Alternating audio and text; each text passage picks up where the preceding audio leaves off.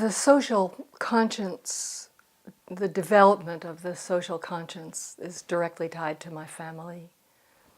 My family was, and still is, concerned with the big subject of democracy and with equal rights before.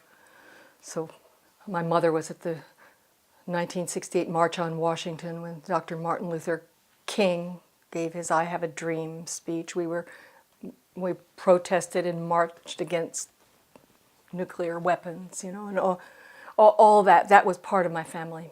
And my family was, they were dyed-in-the-wool socialists.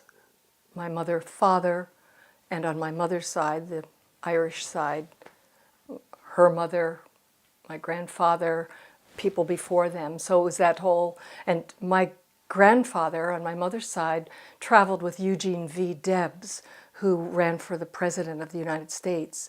My grandfather and Eugene V. Debs were organizing for the 10-hour day, and the International Workers of the World, they're Wobblies, they were called. So this whole political background that I came from was firmly in place, and all of us, I mean, it wasn't, I wonder, you know, were we brainwashed?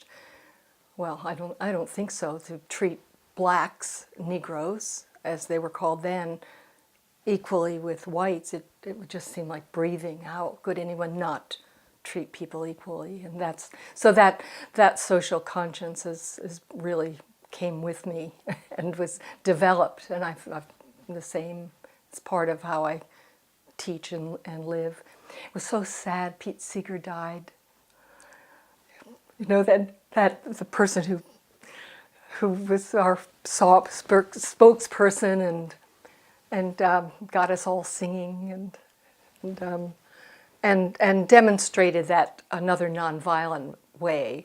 Gandhi and Martin Luther King demonstrated nonviolence and how one participated and engaged in that way. But Pete Seeger said, "Oh, just, you know, sing with people and sing about things that matter and show the way." So I was really, really sad about Pete Seeger, and I felt as though, I called my brother the day Pete Seeger died. My brother's a musician too, and said, "I always thought that Pete Seeger played at our parents' wedding."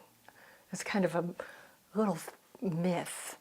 Story I always thought. And he said, "No, they didn't play at their wedding. Our parents were at a party where Pete Seeger and Woody Guthrie were." And it was at that party in Pittsburgh, Pennsylvania, that Pete Seeger and Woody Guthrie came up with a song. It's not a really very good song, but it's one of their songs. "Pittsburgh is a Dirty Old Town" is the name of it.